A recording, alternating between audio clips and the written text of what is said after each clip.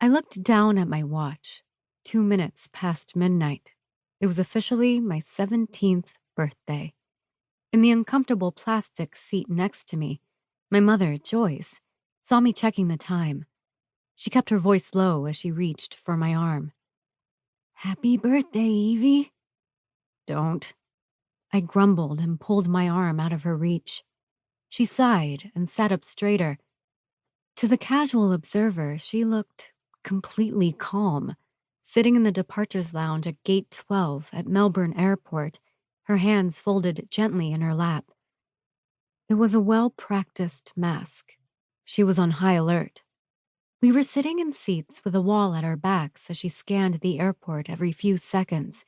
Her oversized handbag was still slung over her shoulder, just like mine, in case we needed to move fast. I bit down on my tongue to stop myself from crying.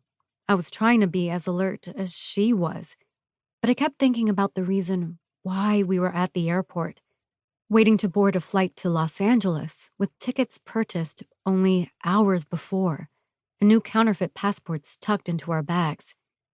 I had committed a cardinal sin in my mother's eyes. I had made friends and got myself a boyfriend. Naturally, we had to change our names and leave the country. Ever since I could remember, my mother and I had been running, never staying in one place for longer than a few months, never getting close to other people. I was used to this routine, but this time I was more than just frustrated with having to start at another new school and memorize another new name. This time, for the first time, I was actually leaving something behind. A flash of movement caught my attention, and my mother stiffened, but she relaxed when she realized it was just a variant, rushing through the airport at superhuman speed. The man in a suit had a panicked look on his face as he used his ability to get to his gate on time.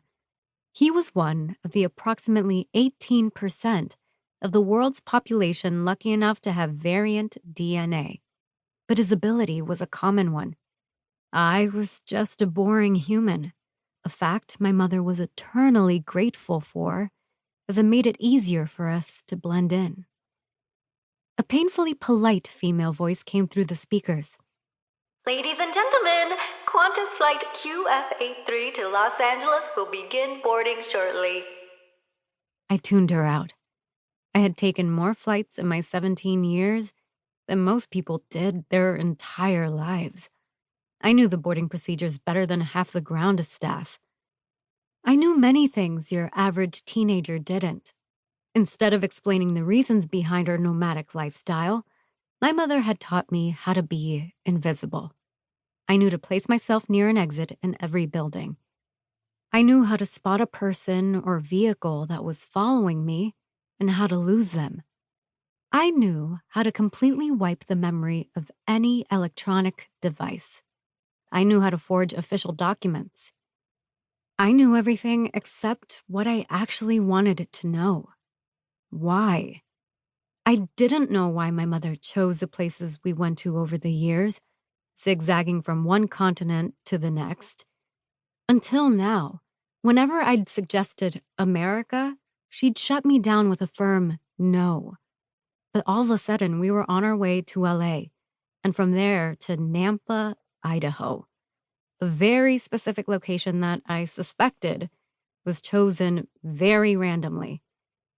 Whatever the reason Joyce had chosen Nampa, the first leg of our journey was about to begin. Boarding had started. With another surreptitious look around the airport, my mother placed herself behind me as we joined the line, shielding me from some unspoken potential threat. I rolled my eyes at her and faced the front as her dark blue eyes narrowed in exasperation. I had the same eyes, dark blue, and just like her, you could see the blue in them only in natural light. I had her thick chocolate brown hair too, but hers was cut short. Mine reached the middle of my back, falling in soft waves.